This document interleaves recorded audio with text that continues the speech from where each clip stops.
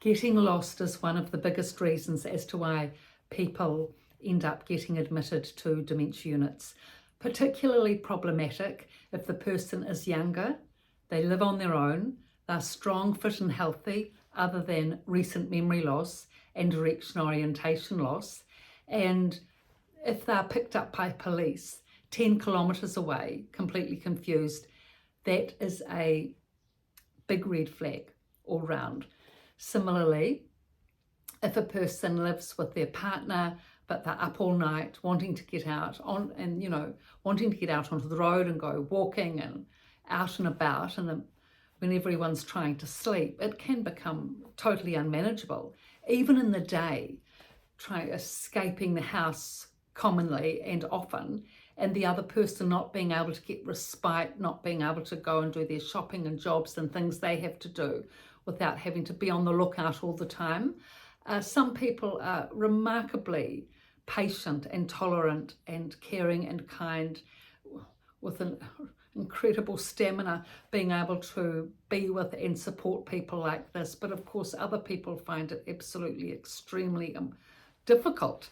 But in terms of there's a spectrum with everything, but generally, when the person starts to become unsettled and is getting out the window at night and escaping onto the highway or wherever, or the roads where it's busy, and they're disorientated and it's a health and risk factor, that is the time, red flags again, when the person will need to be admitted.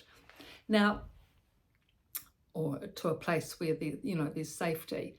Now, the other aspect is that every property is different in terms of security. No one place is the same as the other. But if you have a house and you have a dog and you've got a big backyard, which is, secure because of the dog, well, then the person with dementia can walk around that and be fine and happy and settled, hopefully sitting under a tree, having a cup of tea and a sandwich, and you can go off and do the shopping, and hopefully they'll be fine, and you don't necessarily have to take them with you with all the tasks at hand, of which there are many when someone gets dementia. There's always a lot to do.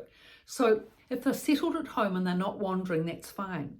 It's only when the person starts wandering, and vigorously and often, and especially if at night, it becomes a real issue. Now, it really depends to the relationship that you have with the person, whether they're prepared to listen to you. Now, if they can read, which many people can with moderate level dementia. So if you leave a note on the door saying, stay home till I return, and get them to read that, and hopefully they'll remember to read that because they can see it on the glass pane door, and if they were going to leave, stay home till, say, your John gets back. That's one way of going about it. Another way is sitting down and having a chat, and saying, look, if you need to go out for whatever reason and you can't take the person with you necessarily, explaining to them that they have to stay at home. They need to stay at home because of the memory loss, recent memory loss, and the direction orientation loss. You need to explain that to them as to what the situation is. Chances are they will know their memory's been coming and going, but you need to give them the reason why you're asking them to do this. Now, if there's been a recent event where they've got out of the house, they've been picked up by police, often they remember powerful memories like that. So alert them to that, and they may remember that. If not, if you've got a good relationship, they'll know that you won't be telling them anything other than the truth about such a thing. So work it through, discuss it with them, and repeatedly if need be, and probably will be needed to be repeated. And then that way they can get it into their cognitive thinking at least. So there's many ways of going about it, but the main thing is that it does need to be a manageable situation, more so for the carer than anyone. I mean, they're the one having to do all the work. And so it's important that as much as possible, the primary carer, whether that's a family member, often the power of attorney, say the daughter, if it's the daughter looking after the mother, or the husband looking after the wife, that's common, of course. Try and get the support networks going. Of course, that can always be difficult because often it's just left up to the one person. But in terms of the support networks, those people that are prepared to help, get them to help with taking the person out for walks.